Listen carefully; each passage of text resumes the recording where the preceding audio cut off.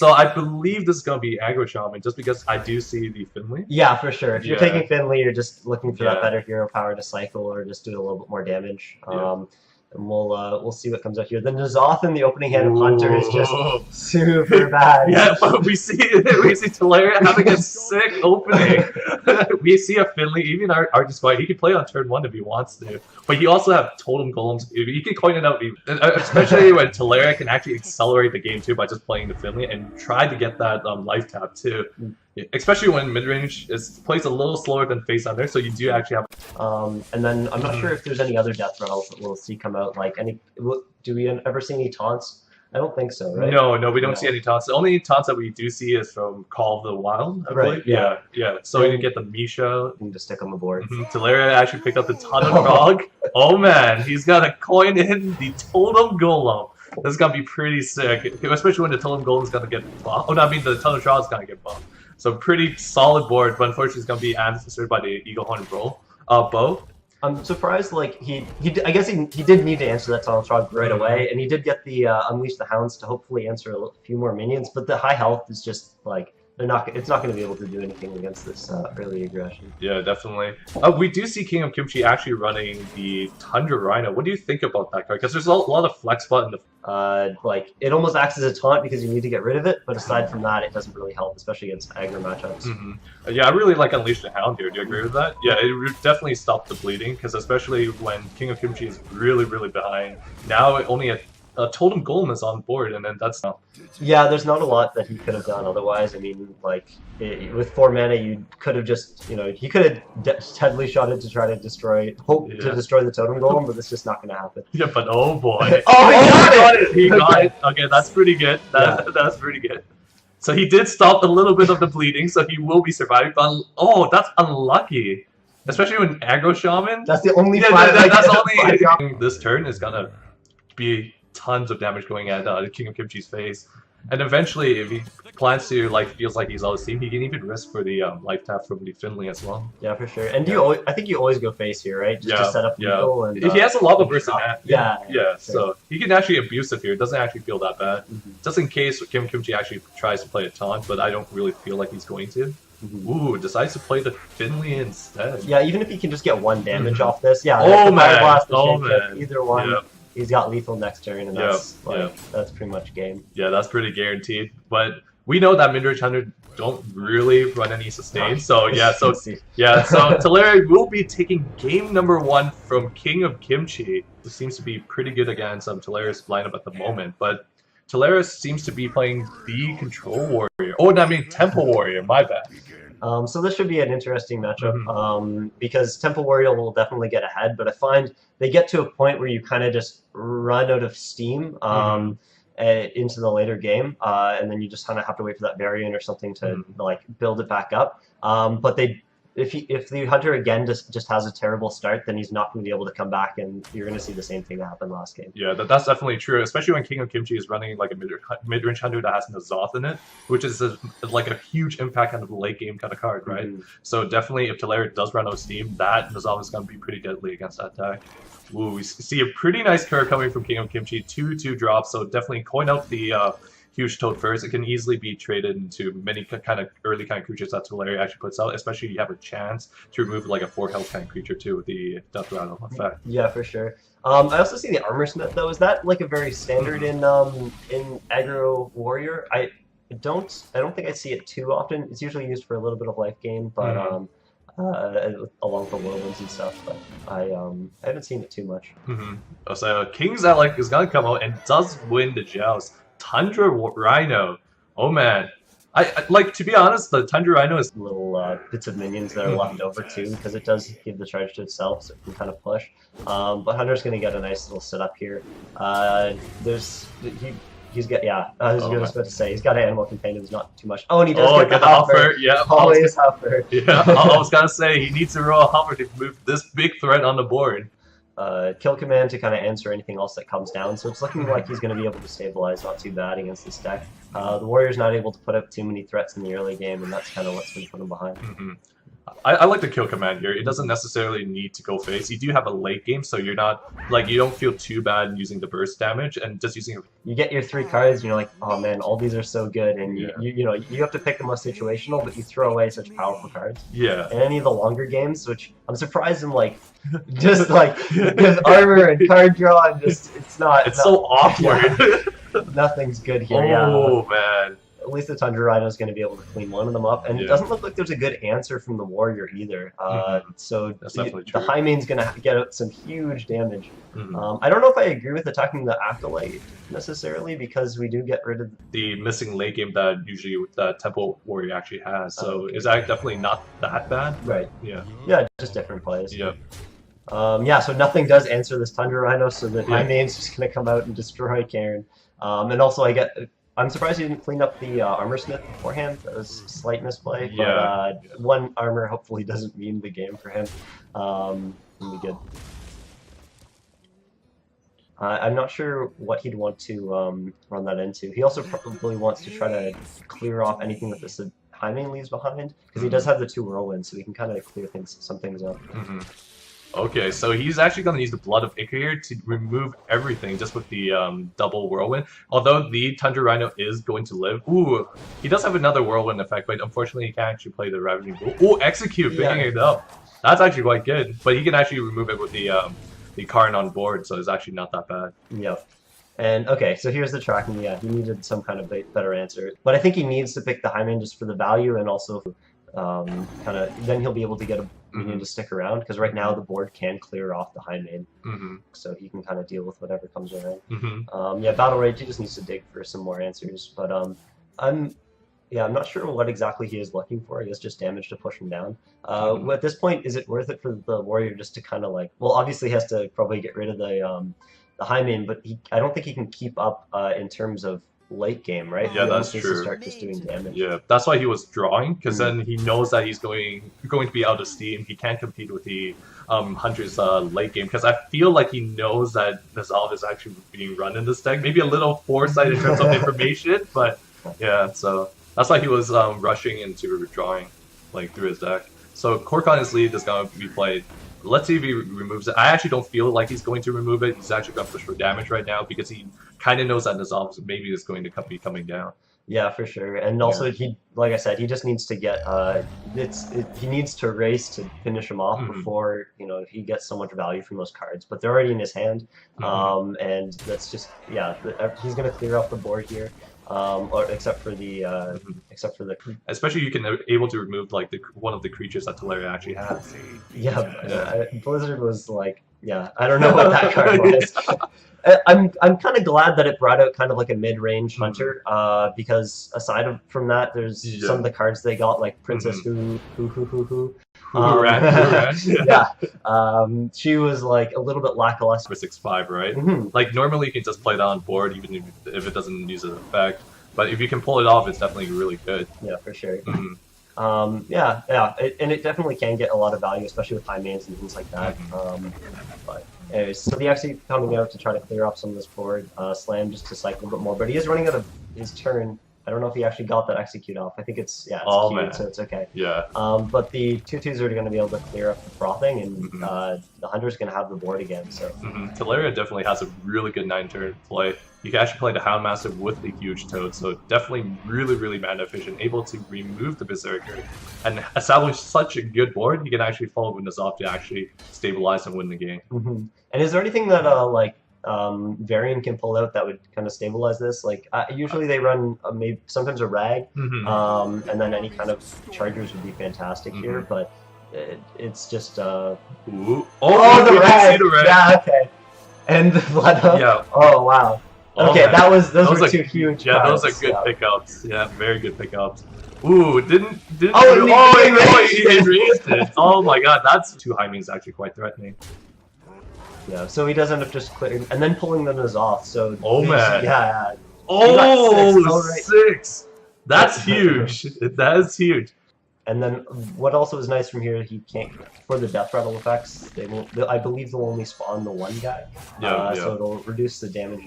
The death rattles a little bit, but still pretty terrifying. Yeah, it's definitely really terrifying. So yeah, Varian's the only thing that you can trade right now. It's definitely a lot of minions.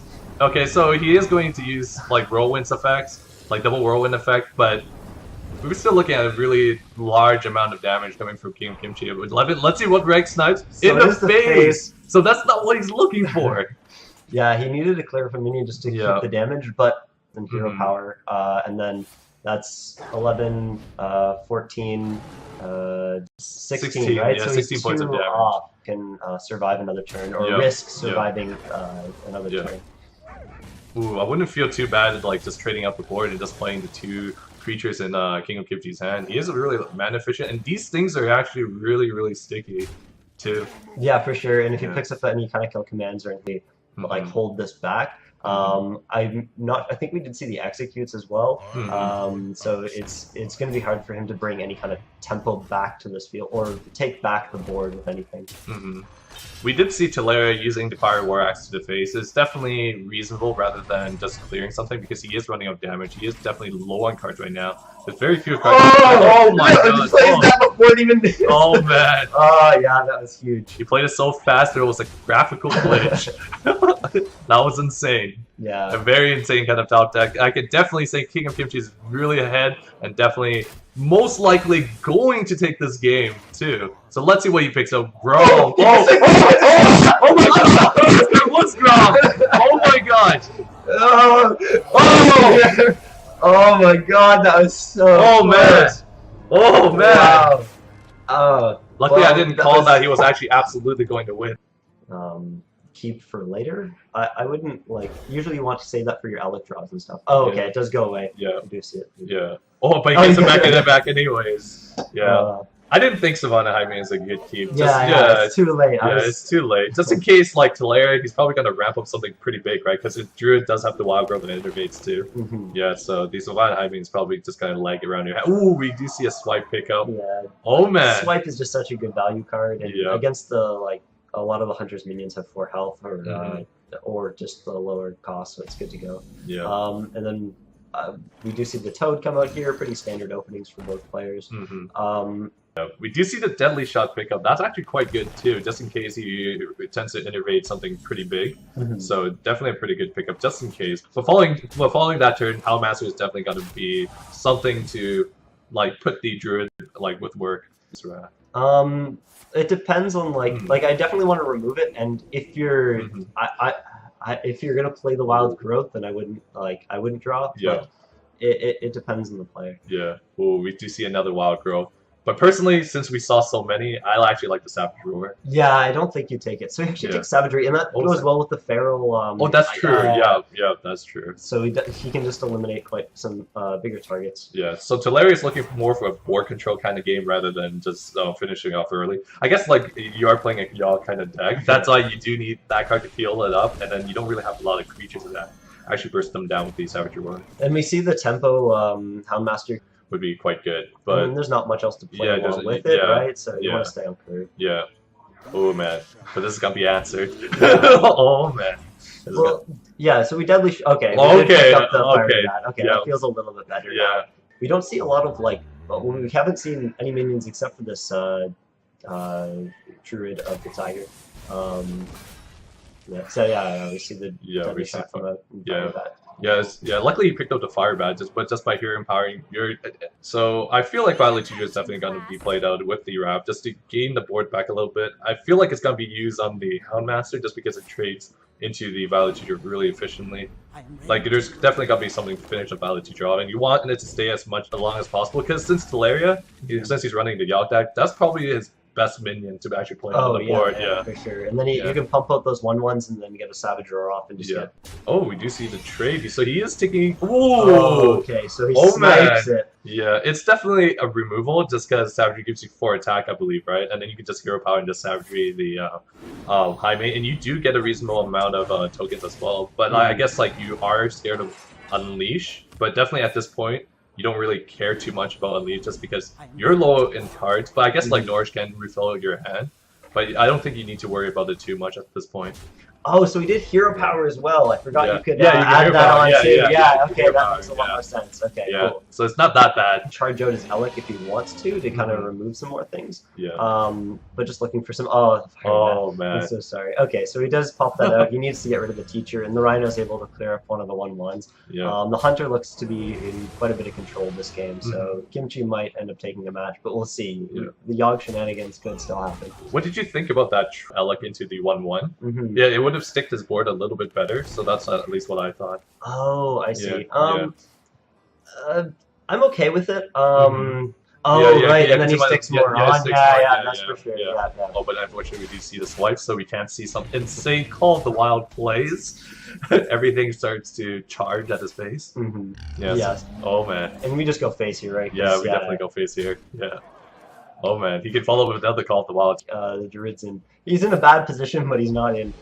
He's not losing this turn, but we will see. Yeah, but we didn't even see Tolaria actually pick up the Yogg yet, which can actually be really beneficial to him.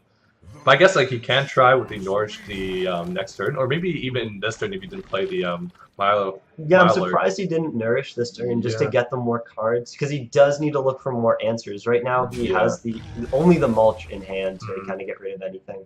So can't handle with Call of the Wild too well, especially since so now he has the 4/4 to trade a little bit better, but still it's not great. Kill command. So again, just going face, right? Slowly beating him down, and there's not a lot he can do about it. Especially when they have like a beast on board, you have to be scared of kill command as well. So using the Nourish to actually try to draw the to Yogg and potentially win the game that way is definitely required. But he actually has to innervate for the Ancient of War is probably going to come out. He can trade decently on board here, probably taking out the Huffer because he needs to. That's a lot of damage going there. And then Ancient of War to come out and block that little bit of damage, but Kill Command's going to come out and finish that up. Sadly, we didn't get to see Yogg come out. Maybe we will again, but we'll see. Yep. Alright, so KingOfKimchi taking game number. We do see KingOfKimchi having a very, very good opening hand. Well, at least I feel this is a good opening hand. Yeah, I don't know if we'd keep the Feral Spirits are pretty good here, but you probably want a 2-drop, because toteming up on 2 feels kind of bad.